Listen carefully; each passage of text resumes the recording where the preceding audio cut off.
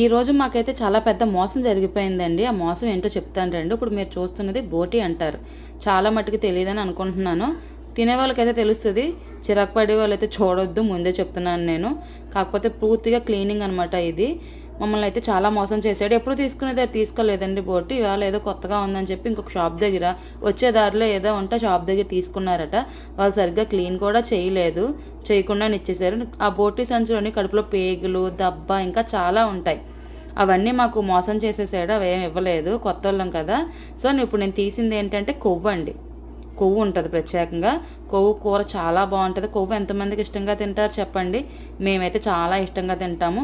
So ఏమీ లేకుండానే అది 250 రూపీస్ తీసుకున్నాడు మా సైడు. తినేవాళ్ళు తక్కువ ఉంటారండి, ఎక్కువ శాతం ఎవరో కానీ తినరు. ఎందుకంటే దీని క్లీనింగ్ ప్రాసెస్ చాలా ఎక్కువ. ఆ క్లీనింగ్ ప్రాసెస్ నచ్చక సగం మంది తినరు, చేసుకోవడం రాక. అయితే వాళ్ళు ఈ మధ్యన చేస్తున్నారండి, వాళ్ళే క్లీన్ చేసి ఇస్తున్నారు. కానీ నాకు అంత వాళ్ళు చేసింది నచ్చదు. వాళ్ళు చేసేదాంట్లో కొంచెం తినే సోడా కలుపుతారు, దాంతో తొక్క నీట్గా వస్తుంది.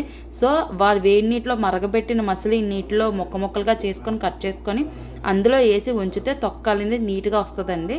తెల్లగా వచ్చేసింది చూసారా, మొత్తం ఆ గ్రీన్ కలర్ అంతా. అప్పుడు నేను చేతిలో పట్టుకుందని గల్లబోటి అంటారు.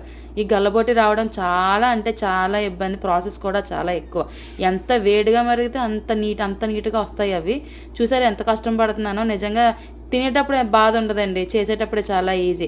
చేపలన్నా అంతే, చేసేటప్పుడు చేపలు అంటే పర్లేదు కత్తిపెడితే చేసేస్తాం, ఇది చాలా కష్టం, ఎంతకీ రాదు. చూసారా 2 టైమ్స్ వేడి నీటిలో పెట్టి రాగితేనే కానీ రాలేదు. లాస్ట్కి అది నావి కూడా వేడి నీళ్ళే, అందులోంచి తీసి అలా ముక్కల కింద కట్ చేసుకొని కుక్కర్ వేసుకొని ముందు ఉడకబెట్టాలి, తర్వాత కర్రీ చేయాలి.